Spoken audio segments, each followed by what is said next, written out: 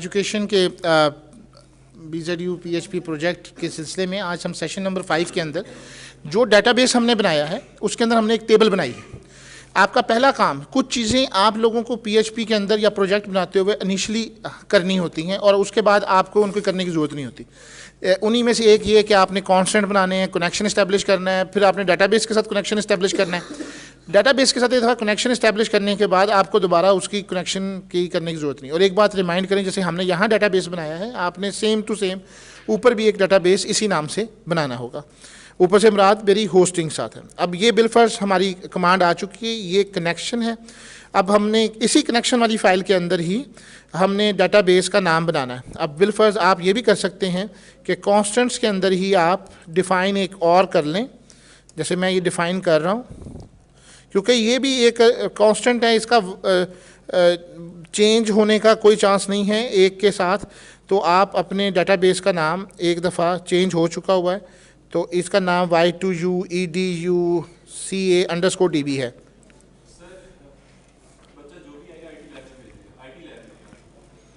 y2u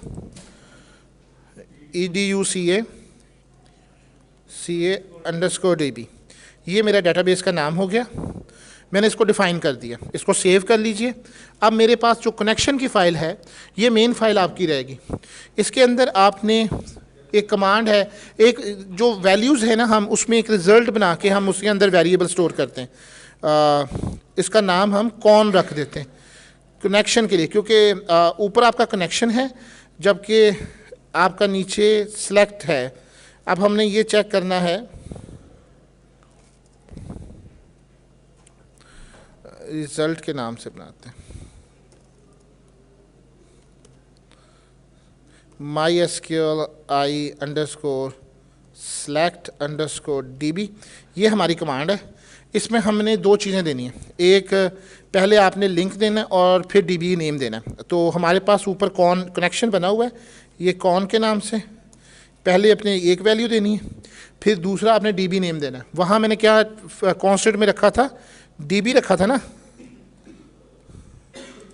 ये देखें ये DB रखा था, यही नाम आपने यहाँ रखना है। अब इफ़ की कंडीशन लगाएं, और ये बाद में हम हटा लेंगे क्योंकि हमें इसकी ज़रूरत नहीं रहेगी। इसमें आप $साइन और रिज़ल्ट बनाएं।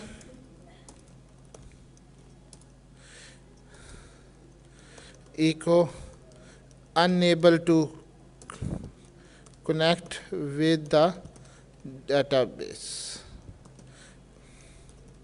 इसका यहाँ पे इसका आना चाहिए था विद द सर्वर, क्योंकि ऊपर सर्वर से कनेक्ट कर रहे हैं ना, तो मीनिंगफुल नाम दें। ये आपका कनेक्शन हो गया। और साथ में एरर के लिए एक और कमांड होती है जिसको हम कहते हैं डॉट लगाते हैं कंकैटिनेशन के लिए, mysqli_error।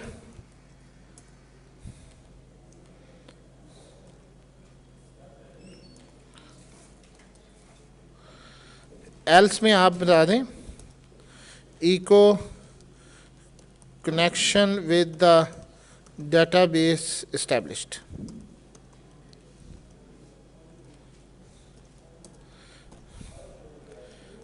ओके, अगर आप इसको लाइव व्यू करें, connection establish successfully, connection with the database establish successfully, आप यहाँ पे भी ब्राउज़र में देख सकते हैं। और अगर आप गूगल क्रोम में देखना चाहें तो बोथ आर द सेम। जब तक आपका डेटाबेस के साथ कनेक्शन और आपका उसके साथ कनेक्शन नहीं होगा, इसका कोई फ़ायदा नहीं है। अच्छा, अब एक्चुअली ये चीज़ करने के बाद हम इंशाल्लाह इन द नेक्स्ट लेक्चर ये बनाएंगे कि किस तरीके से हम डेटाबेस से वैल्यूज़ को रिट्राइव करते हैं, and then we will find it out कि इंसर्ट कैसे करते हैं। CRUD जो होता है, CRUD बेसिक है, आप किसी भी लैंग्वेज में बनाएं, आप बेशक उसको डेस्कटॉप एप्लीकेशन बनाएं, एंड्रॉयड एप्लीकेशन बनाएं, आप कोई भी करें, लेकिन अगर आपने डेटाबेस के साथ काम करना है तो CRUD is important. CRUD stands for create, update, delete and view. तो इसके लिए इंशाल्लाह इन द नेक्स्ट